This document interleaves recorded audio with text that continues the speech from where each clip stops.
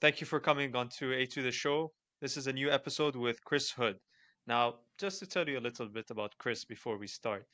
Chris Hood is a digital strategist, author, and former head of business innovation and strategy at Google. You know, the big one. With over 35 years of experience, his work focuses on transforming businesses by prioritizing customer experiences. He advocates for customer transformation, emphasizing the importance of aligning company culture, processes, and technology with customer goals to drive success. Chris has shared his insights through teaching at Southern New Hampshire University and his podcast, and is a sought after speaker on topics like digital innovation and customer engagement. Now, Chris, thank you first of all for coming on to the podcast. It's great to have you here. How's your day going? Day is going fabulous. I get to spend it with you, so you can't beat that. Ah, Yay! thank you for the compliment. It's nice of you to say. Um, so we have prepared a set of questions that Hadi's going to kick off with. Okay, sounds And good. So I'm gonna kick it off, like you said, Said. Perfect. So you talk about customer transformation. So you're talking about, and I see how it applies to different apps, different websites, softwares, interaction. But how do you do that with TV? Now, I know you've worked in TV, you've worked on different shows in the marketing and customer transformation, but how do you do that? Because that's very different than, because TVs are just, they're just shows, right? They're pre-built, they're made. But what's the relationship like between TV shows and people's emotions, and can TV shows manipulate and influence people's emotions? Well, you asked about 5 questions in there, but let's go through them. The Yes. first question I think is pretty intriguing is how does customer transformation relate to something like a TV show or to anything that is in a creative field? So if we think about it, television shows, movies, music productions, video games, all have this kind of creative output, some sort of thing that we engage with. But really, what customer transformation is talking about is the inside of the development time processes, procedures, teams that are producing those types of content. So, for example, you might have a television show, but there is a production company that is sitting behind that television show.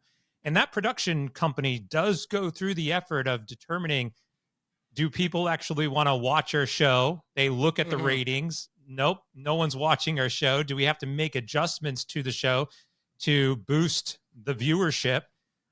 What kind of marketing are we going to do for the show? Who is our target audience for the show? Like all of those basic questions are still being asked, no different than if you're thinking about like a restaurant or a business or a technology company.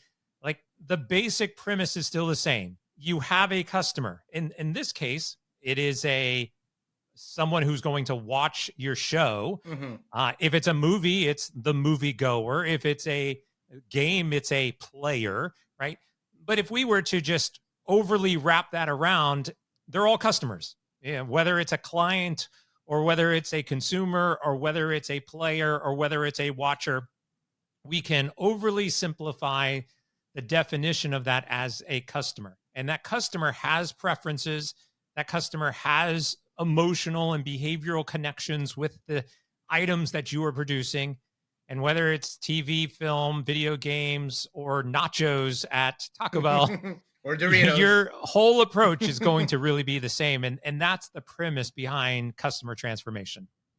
Lovely. Can we get an example? I know you worked on Glee, Gotham, Sleepy Hollow, X Factor, American Idol, many other different shows and networks. So tell us about an Well, yeah, I mean, example. again, they're all pretty much the same.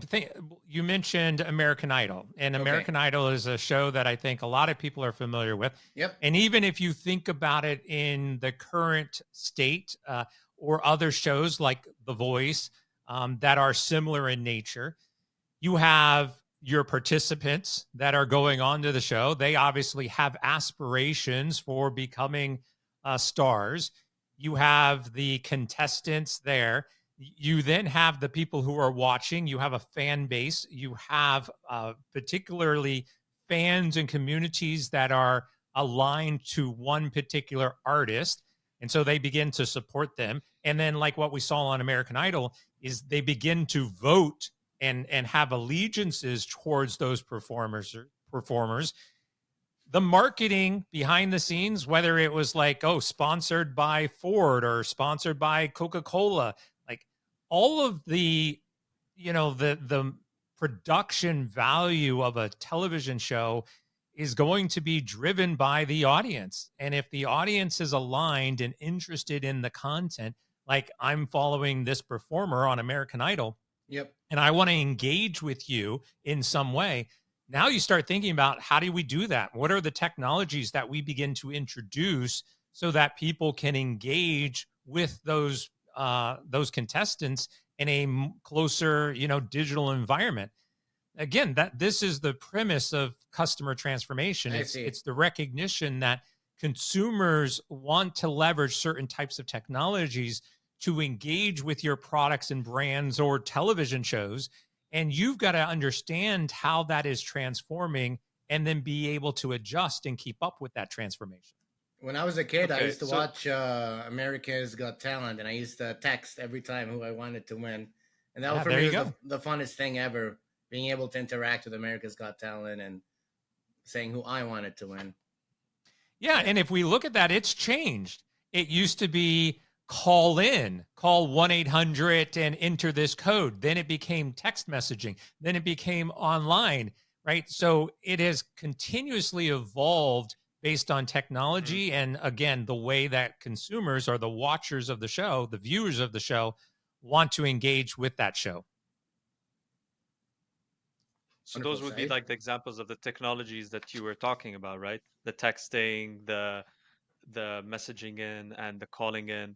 Those are the things that people used. Like these are the technologies you use to get all of the audience members engaged in the show. Yeah, well, think about it in just a generic sense. Like, even if we remove it from the television realm, I mentioned Taco Bell, as a good example. Right now, if you walk into a Taco Bell in the United States, there are kiosks where you have to go and place your order. Those kiosks Yeah. weren't there a couple of years ago, right?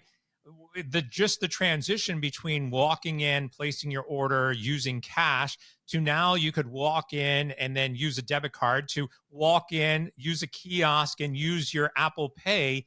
All of that has changed how you go to the basic premise of, I'm walking into Taco Bell to order my nachos, but the ordering process has definitely evolved due to technology. And how is this like? I want to understand more of like, is this? It sounds a bit kind of slightly manipulative, maybe. Like, is there a bit of emotional manipulation towards the audience members, or is there kind of mind hacking happening there, where you're just like trying to get them to keep watching, stay interested, stay engaged? Um, I'm not trying to be a bad cop. Well, I am being a bad cop, but I'm just asking the questions, just asking the questions that some people might be thinking out loud or in their heads maybe, and asking them out loud. Yeah, well, look, all forms of marketing and sales have some level of manipulation behind them. That's what it's there for. Ah, So, yes, I would say that is the case, but also I think the adjustment to like the types of technologies we use is all based on consumer preferences. 10 years Mhm. ago, not everyone had phones in their hands. Right. Now, pretty yeah, much everybody has phones in their hands, right? 10 years ago, we didn't have services like Instagram and TikTok that were like flooding us with algorithms and, you want to watch this type of content because it's more interesting based on what you've watched previously. Now it's everywhere. Like the concepts of algorithms and popping up what I want to watch based on my viewing history, it's there. I mean, think about it from Amazon. You Mhm. log into Amazon and all of a sudden here are products that you might be interested in based on, again, your personal preferences or what your order history is or what you've done in the past when you've been on Amazon. No difference for Netflix. Netflix has a very strong and robust recommendation engine that is also based on your viewing history. Is that Mm. manipulation? Not necessarily. I mean, you could look at it also as we want to ensure that you are seeing what you want to see. And so my preference is like, Mm. hey, man, if I want to watch action movies and I log into Netflix and I don't see action movies, odds are I'm going to go to another platform. But if I log into Netflix and I see a whole bunch of action movies, I'm like, oh, great. There's everything I want to watch is right here. Right. So, yeah, you could argue on some level there's a manipulation there. But on the other Mhm. level, it's providing the consumer exactly what they want so that they're engaged more with your platform. So it's Wow. kind of like giving them structure so that they can follow instead of giving them free will. I mean, Sorry, look, just trying to keep I it, mean, just clearing there's it out there, still you know? you still have free will. You still have the choice of whether or not you want to log into Netflix today, and you still Hmm. have a choice of whether or not you want to pay for Netflix. You know, even That's if true. it is on a credit card and set up for automatic billing, at some point in time, you can say, you know, this is not worth my time or money. Hmm. I Hmm. mean, if you look at Oh. somebody like a Disney Plus, they lost over $28 million in a couple of years because people decided it was too much money and the content that was on the platform wasn't something they were interested in. So, you know, just because you might think there's some manipulative practices in this process, you still have the choice of whether or not to watch it or not. From my Interesting. experience, my customer experience, I wish that there was other alternatives to something like TikTok, for example. And I know there are other alternatives, but instead of something that's taking so much data away from me, how about something that takes a little less data? You know, having these different alternatives, or like watching Netflix. Netflix is great. I can watch a lot of TV shows, but most of the shows that end up popping are very advertiser friendly shows. And the stuff that I'm trying to seek, you know, more cutting edge stuff, they're not there, or they don't get put on Netflix because it's not advertiser friendly. So I wish there was some kind of model where it's um, new and different, you know, so we can keep our privacy, keep our data security, and then also watch cutting edge stuff that's not entirely only driven by advertisers. Yeah, I mean, there's a lot of different ways to consume content out there now, and you know, sometimes it might not be the direct route, like you know, go to Netflix and watch what you want to watch. You know, it might be finding very niche types of websites that have the content you're interested in and aligning with that. You know, YouTube is pretty open with the types of Mm-hmm. content that you can find and discover, but there's just as much out there that is not on YouTube. So yeah, No, you've got to search for it. I know we're coming at you with a lot of interesting, complicated questions. I had a question about the role of AI in what you're talking about, customer transformation. Earlier this year, we had the Civil War movie that came out. A brilliant movie. I love that movie. But it got in some trouble because it was doing local ads that were AI generated. Like it would show a photo of the San Francisco bridge collapsing, and that whole poster was AI generated. Now it's great for the person watching it because I'm like, oh, this is, oh, what if LA, you know, something crazy happened? But because it's artificial intelligence, I don't know what's, if something is good, a good product doesn't mean it's ethical. And what do you see the role of AI? I mean, look, AI is has infiltrated a lot of what we are doing in our lives, and you know, there's still uh, a very vast amount of different opinions related to whether or not AI is going to be beneficial to us or if AI is going to complicate our lives. You know, there's clearly a lot of people who believe that AI is going to help us, and there's definitely a lot of people who think that AI is going to hurt us. And I'm not necessarily talking about Terminator, right? I'm not saying that like AI and the bots are going to take over and we're going to have to bow down to it. Um, but areas of like ethical considerations, legalities of the use of certain types of AI, trust, privacy, security, all of those things are right now at the forefront of what people are thinking about. I mean, there was actually a survey, not a survey, but actual research that was done a couple of months ago. And the research came out that basically said that if you put on your description powered by AI, that consumers are more likely not going to purchase it, that they are actually turned off by powered by AI. They interviewed 1,000 people, and it wasn't even close. It was pretty much 100%. Like Wow. but it's worded as every situation where they do a comparison. For example, a vacuum cleaner. You've got a normal vacuum cleaner, or a vacuum cleaner powered by AI. 100% would pick the non-AI powered vacuum cleaner. And I'm just using that as an example, but they use a substantial amount of research in this to show that in pretty much in every scenario, if it's labeled with powered by AI, it turns consumers off.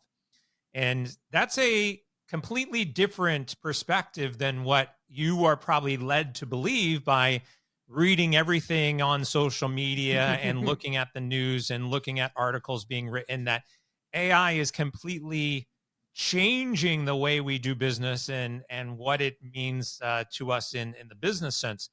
But we have to filter through the hype versus reality.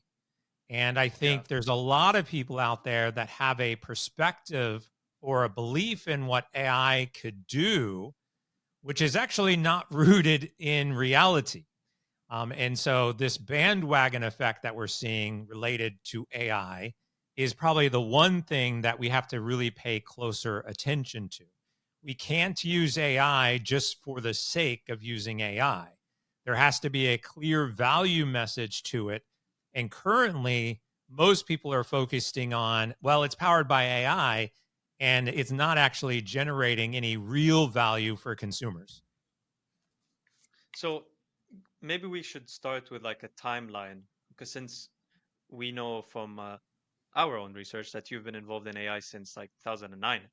So if you can give us maybe a bit of history and the difference between AI back in 2009 compared to AI now, maybe we can dispel some of those fears and myths that people have in their heads about what AI is, and if is it actually scary? Should we be afraid of it?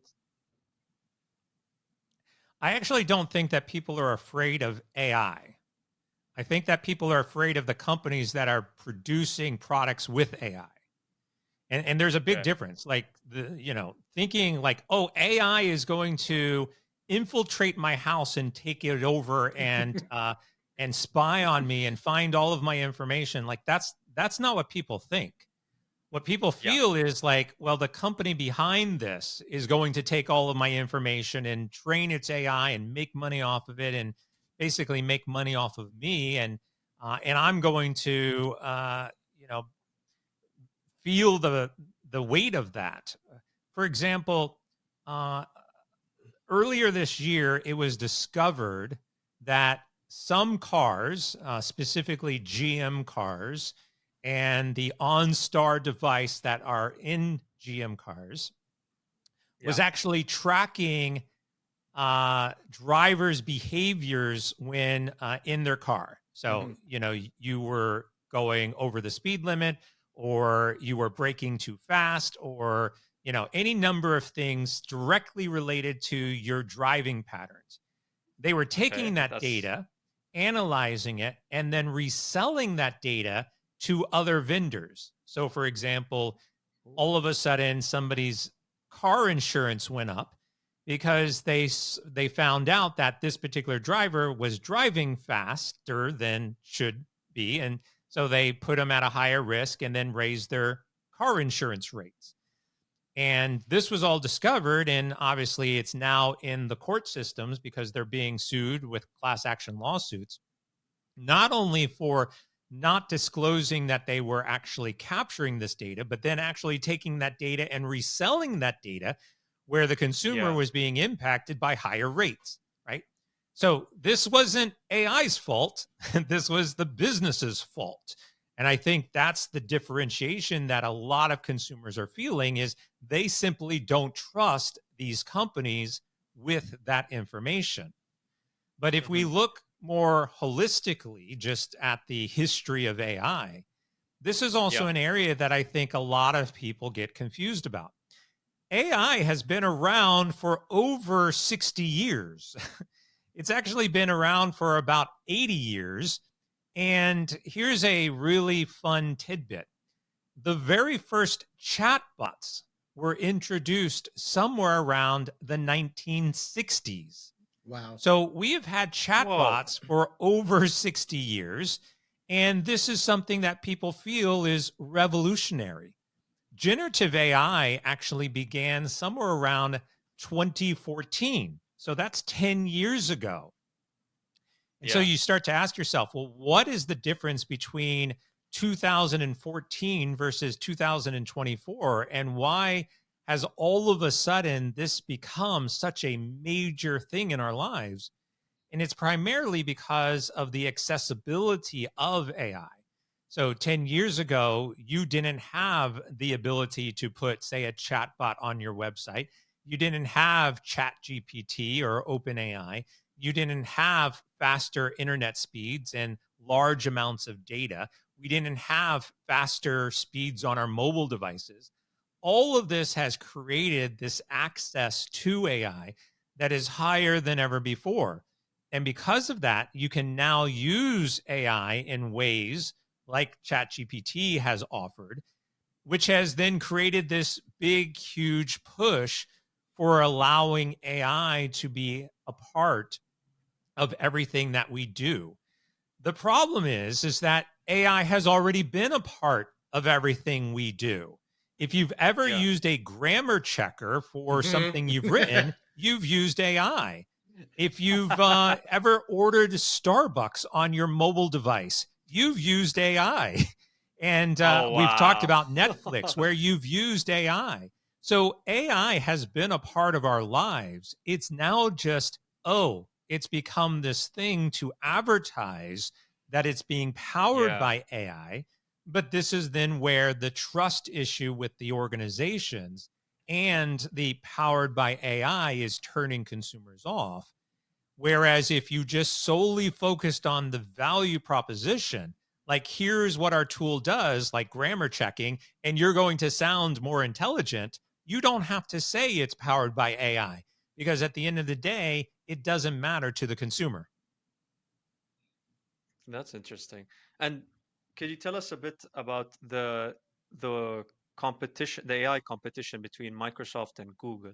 Like what's going on between these two massive corporations that It's are, just all about money. excited? I mean, that's there. There's no genuine competition there. It's they're getting on. They're doing the same thing. They're trying to get on the bandwagon. They are trying to Yeah. push this technology onto consumers. I mean, I just saw Uh-huh. an Apple advertisement about the new iPhone that says it's powered by Apple Intelligence. That's all marketing spin, and really, again, no one cares. Genuinely, no one cares about it. But this is being forced onto consumers again for nothing more than profit. It's such a smart marketing trick there, calling it Apple Intelligence instead of artificial intelligence. They're using the same acronym, but just changing the wording. Like, Yep. that's insane. Like, marketing geniuses, I swear. Um, I also want to ask about like that incident with the software engineer at Google who was having a conversation with an AI that is rumored to have gained consciousness. So I don't know if you have any inside information you could share with us about that, or do you know more details that we don't know about? No, nothing else to share, but just to reiterate, AI is not sentient. AI is not intelligent, really. Even AI is a program that outputs what you input. It is a Yeah, responsive mechanism. It is a glorified search engine. There is no true emotional connection or intelligence behind it. It doesn't have behaviors. It doesn't have aspirations. It doesn't understand empathy. And I think what we see is that there are a lot of us as humans. I mean, we as humans are flawed individuals, and our ability to jump to conclusions and believe in something is the real yeah, problem. So if I'm having a conversation with AI and the AI starts to tell me things that I like hearing and I want to hear, then of course we can start to build emotional connections with that intelligence. But it's not reciprocating it. It's fabrication. It's artificial, right? And I think yeah. the intelligent individuals that can clearly differentiate between the two can understand that. Other individuals that have a hard time processing the difference between artificial and genuine emotions will be Hmm. trapped into that perspective of, wow, man, this is actually communicating to me. Wow, this is actually real. This has really become sentient. Like this is a being. None of that is true. All of it is false. And if anybody tells you differently, all you have to do is prove it. You know, it's easy to prove. Okay. So for individuals like us, if we are having a conversation with someone and we want to prove it to them that AI is not, you know, as scary as you're saying. So how do we prove it? You're saying it's easy to prove. How do we prove it? Well, I mean, a lot of this is research. Like, go and find research and then actually get the articles and share those articles with people, right? Like, you can do that.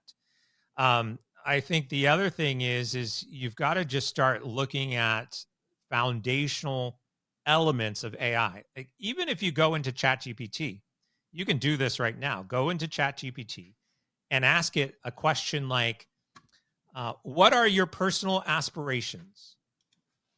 Ali, are you on that? Yeah, I can do it. Yeah, they're, Sure. they're doing it right now. And so ChatGPT is going to respond with something like, I don't have personal aspirations. I'm here to help you answer questions, something along those lines, right? Um, and here's the other side of it. You don't see ChatGPT asking you a question first. Mm. You have to engage with it. ChatGPT is purely responsive. It's not proactive. It's not going to come to you with questions and suggestions. You're not going to log in one day and it's going to say, "Oh, hey, welcome back, Chris. I realized that we haven't talked in the last couple of hours. And while you were gone, I was thinking about the last prompt that you provided me. And as I've thought about it overnight, I came up with a couple of ideas that could help you. And here they are." It's not doing that. No, Now, there no, it's is not. some research being done on this concept of proactive responses. But even Oh, then, okay. technically, it's still taking what it knows about your existing conversation and then responding to you. A lot of the AI chatbots that are on your mobile devices, like Find an AI Companion or AI dating services that are out there where you can generate a companion, what's happening? Well, what's happening is you're entering information about yourself. My name is Chris. I like movies. I enjoy tacos. I like the color blue. And so the perceived proactiveness of that is solely based on the data it already has about you. It can't sit there and come up with something and say, oh, you know, I was thinking about this and let me share this with you. It's all being stimulated by existing data that is built into the systems. So it's Yeah. very easy to begin to show that these are being reactive to inputs as opposed to thinking proactively and providing you information without any context or without any type of directions for it to tell you what it's feeling, thinking, or dreaming about. Like, you know, there's great sci-fi stuff like, do computers dream? I mean, this is the foundation of it. Wow. It's not there today. Yeah. Wow. It's amazing. It's just a soldier, not, and it'll never become a general. Never getting promoted from that initial role. There That's you good. go. That's an We analogy want right it there. there. I wanted to ask you about business and successes, failures. What's it like having so much responsibility, having a lot of success, but now you're working with teams and you want to be able to take risks with customer transformation, because with risks you have success. You can have big success and big failures. So, what is that like? Your risk tolerance as um, you go up and up, and how do you deal with failure when you're so everyone's looking up to you as the person that knows what to do? I don't know what to do all the time. And failure is your opportunity to learn. I mean, this is, you know, it's been said by more people than myself, but Mm-hmm. look, failure is your perfect opportunity to learn what to do next time. And so embrace Yeah. failure, learn from that, and then take those lessons learned and apply it in the future. If you fail at something once and you basically repeat the process, then that's on you. But yeah, learn, fail, all of it is good. And risk is a part of the equation. You've got to be able to understand and recognize when to take the risk and when not to take a risk. And that also comes from learning and failures. You know, if you think about like Tony Hawk, Mm-hmm. you know, skateboarder, he's taking more risk probably than almost anybody. And every time he crashes and breaks another bone in his body, he's like, okay, next time I'll try that differently. And he'll, you know, adjust and take the risk again. Like Mm-hmm. the same thing applies for business. You've got to take those risks and figure out, did it work or didn't it work? Learn from the mistake or learn from the risk, and then apply what you've learned to it the next time and decide if you're going to take the same risk again. Okay. And now, to cut through the bullshit a bit, what's the biggest fuck up that happened when you were in Google, and what can you tell us about it? If it's not, too classified or you've signed an NDA to, what can you share about it? Share about what? About the biggest fuck up that's happened in Google when you were there. And not many that I can think of. I mean, you know, your typical stuff. I mean, a lot of what I worked on was with customers, so I was really not involved with, you know, direct product development or things that were happening at Google. You know, my time was spent with companies who are trying to build, you know, new products and new innovations. So yeah, no juicy gossip on my side to share. All right. Okay, fair enough. Um, Um, I we had a move on question then. about Simple. storytelling technologies. You want to tell us a bit more by the tech that's going into storytelling? I'm wondering if movies and TV shows are going to be more obsolete the more video game technology develops and the more personalized stories and movies become. I don't know. You want to tell us a bit more about story tech? Well, I mean, video games, and this is broadly, video games generate more revenue than all other forms of entertainment combined. So if we take television, music industry, books, film, right, television, all you combine all of that together, and video games are generating more revenue than all of them combined.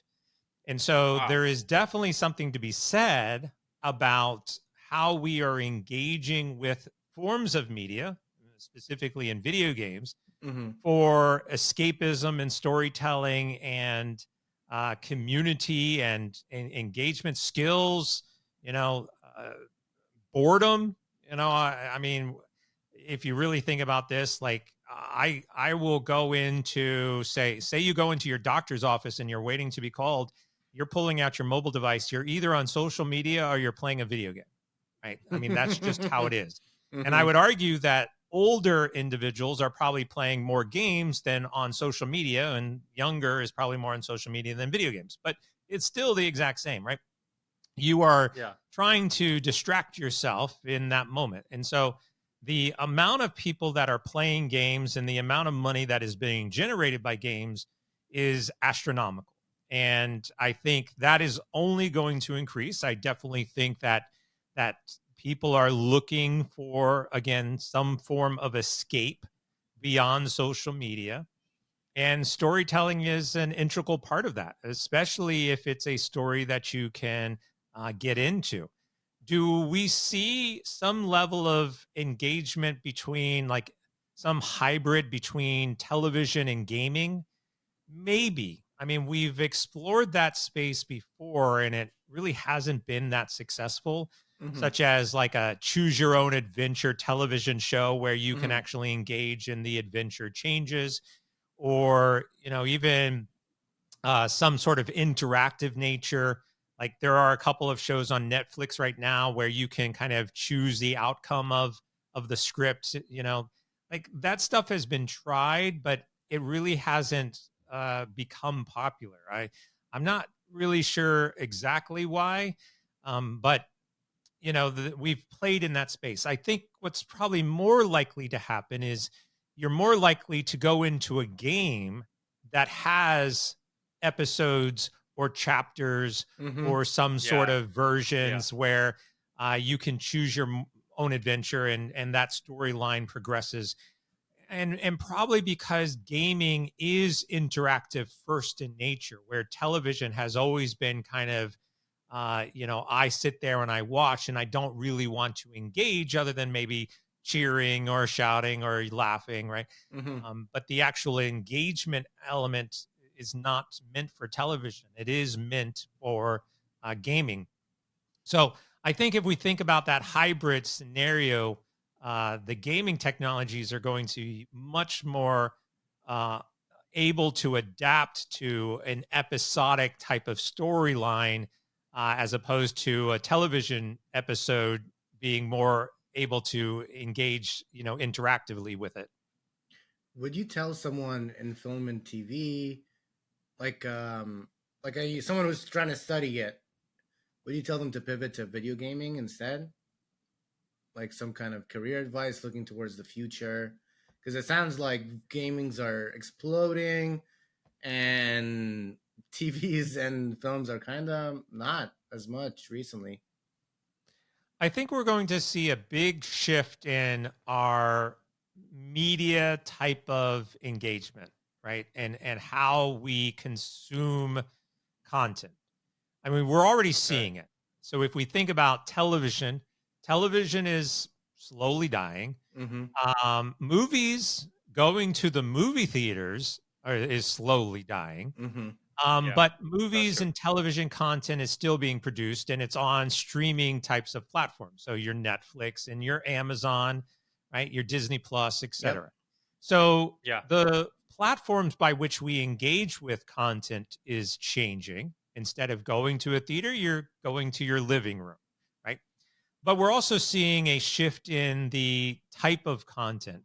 We are seeing micro content, obviously, like on YouTube, Mm-hmm. very quick. Obviously, this is coming from TikTok, where 30 seconds and micro segments of content is more interesting than, say, long form content. We get bored easily. So, 5-minute video is more time consuming for us than a 30-second, right? Let Mm-hmm. alone sitting in place for an hour or 2 hours to watch something, right? Right. Obviously, Yeah. I don't think movies are going anywhere. Same thing I would say probably episodic type of television content, it's not going anywhere. It's still going to be around. It's just where you're going to watch that and what that type of content is probably going to evolve. And so somebody who is looking to get into media, entertainment, gaming, definitely do it. You know, there is a wide open opportunity. There are going to be jobs. People are looking for forms of entertainment. I think those forms of entertainment might change a little bit over time, but Yeah. the interactive and the connected experiences that we have on the internet, you know, those aren't going anywhere. So it's a great field to get into, and look for any type of media, entertainment, production, game development, any of those types of Hmm. courses in college, definitely pursue. Wonderful. And what about the field of podcasting? How, like, that is a growing market at the moment, and I have heard that it is getting saturated, but I feel like that might be a bit of a stretch for a term because there are still podcasts popping off, and there's constantly new ideas coming out for different kinds of podcasts. So, what is the future of podcasting, and what is the evolution process of that field? Yeah, podcasts are probably going to continue to evolve as well. I mean, podcasts have continued to Mm-hmm. evolve. Yeah. Technically, you could argue that a podcast is audio only. That was what it was designed for and intended for. But now you see all of Yeah. these people who are doing video Mm-hmm. cast and calling them podcast. I would argue that they're actually not podcast, right? They're Whoa. they're videos. Whoa. That's what we do. Yeah. But look, you don't need a degree to go out and produce a video segment or a podcast. It's true. You know, Yeah. it's easy, it's cheap, it's pretty much free, really. Like, go, and if you want to do that, go do that. You don't need to go to school to do it. Fair. It's so based off of all of these new like different ways of entertainment, it sounds like we're evolving to like a society where everyone's just like entertaining themselves from their household. You know, you have your home theater at home, you can just sit in your living room, watch TV there. If you want to listen to a podcast, you can listen on your phone. If you want to play a video game, you're also playing at home. Like, and all of these also some have certain ways of engaging with other human beings. So, is society kind of evolving into this new haven of where you could just do everything remotely from your house, and instead of going out, obviously you can't, people will still go out and do certain activities, but is this entertainment kind of being brought towards home? Yeah, pretty much. I mean, the viewing experience, despite what platform, is definitely more remote. Mm-hmm. You don't have to go someplace to watch a movie, right? Yeah. You know, you don't have to go someplace to play a game. I can play a game in the palm of my hand wherever I am. So, you know, there's that as well. So, yeah, I think it's less about the type of content that's out there and more about the destination where that content is accessible.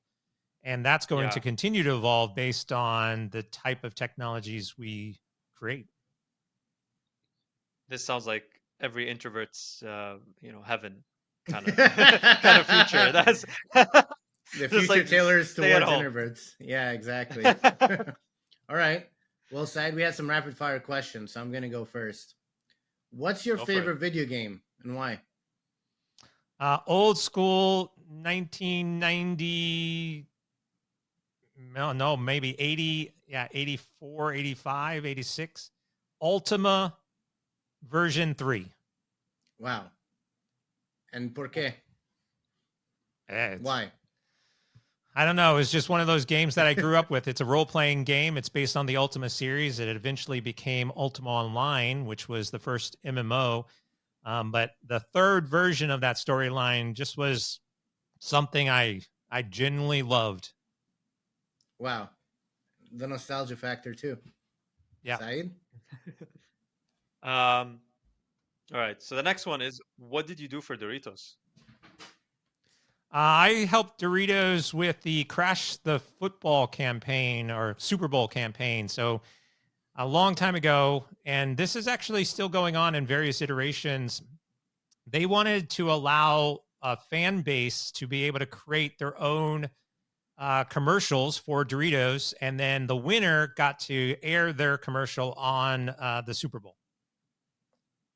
Oh, that's And pretty it's cool. been going on now for almost 20 some odd years. I actually just saw a commercial for Doritos talking about, produce your own commercials for Doritos.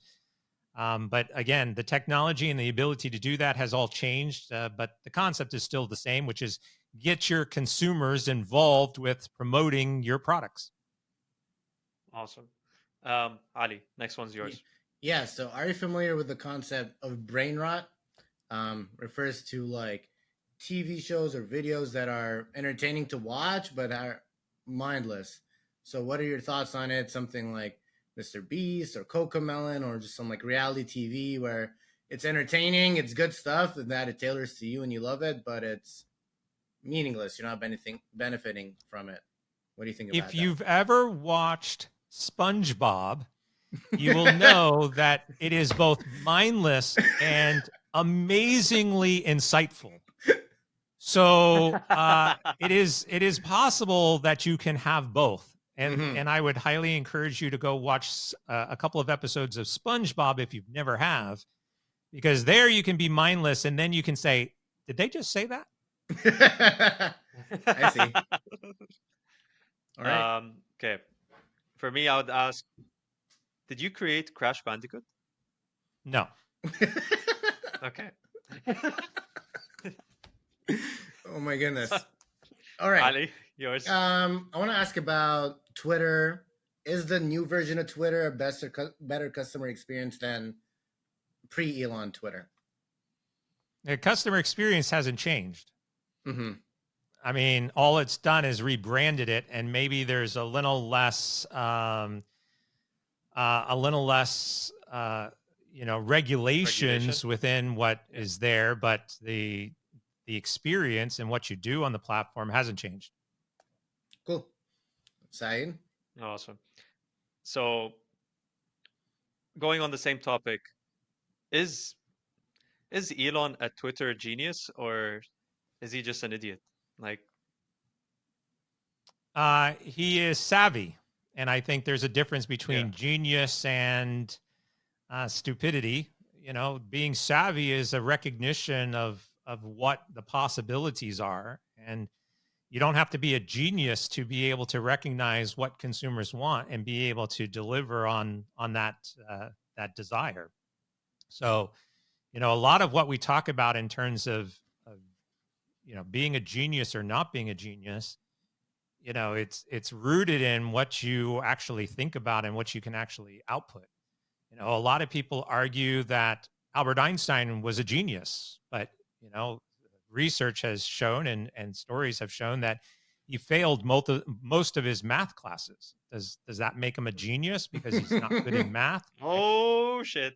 Yeah, no, it's called perspective, and people who have perspective and can be savvy about that perspective, whether you want to call them a genius or not, that's to be debated.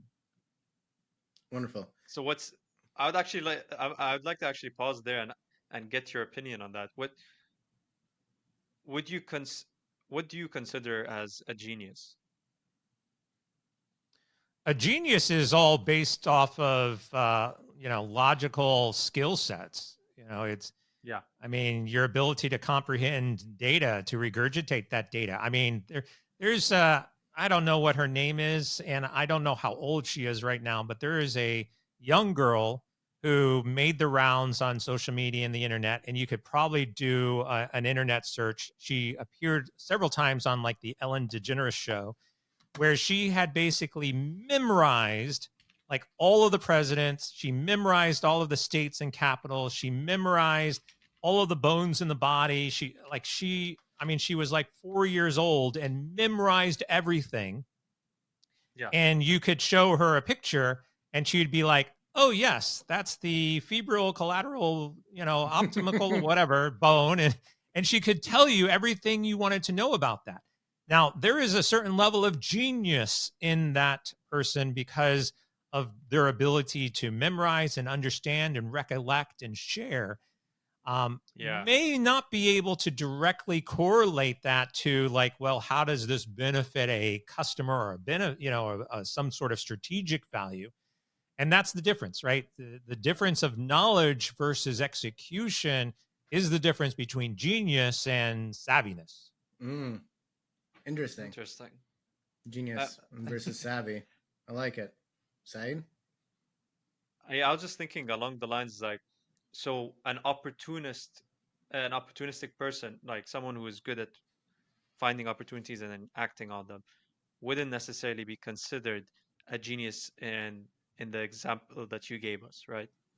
Now, an opportunist is anyone using generative AI right now to try to build a business. Ah! There you go. Okay. My All right, last Ali. question about what is a business guru, and do you consider yourself a business guru? I'd like to consider myself a business guru. I mean, look, guru again is in this context of savviness or maybe opportunistic, but really it's the understanding of what businesses need to achieve to be successful. And I Mm-hmm. think being able to strategize around like a use case or a scenario, or hearing what a company wants to do, and being able to provide insights and thoughts for how that business can be successful. That's what gurus do. And Hmm. I've written a book. I'm in the process of writing another book. Oh And wow. I think that process is, how do I get the thoughts and insights and strategies that are in my mind out to help businesses? That's where you get Yeah. into that guru kind of language Gotcha. What's the new book about? about the corruption of AI and customer relations. Let's do it. All right, on the next episode, Saeed, what did we learn today? Well, we've learned quite a lot. We've learned about how TV shows can manipulate emotions and how different technologies are involved in actually depicting what you want to see. We learned about AI and how it's actually not necessarily out there to get you. It really depends on who's using it. And we also learned that video games make the most revenue out of all entertainment Mm-hmm. platforms.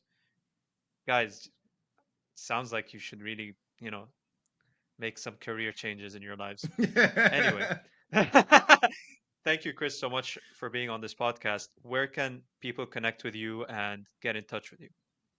Yeah, absolutely. The best way to get in touch with me is you can either find me on LinkedIn, or more easier would be to find me on my website, chrishood.com, CHRISHOOD.com.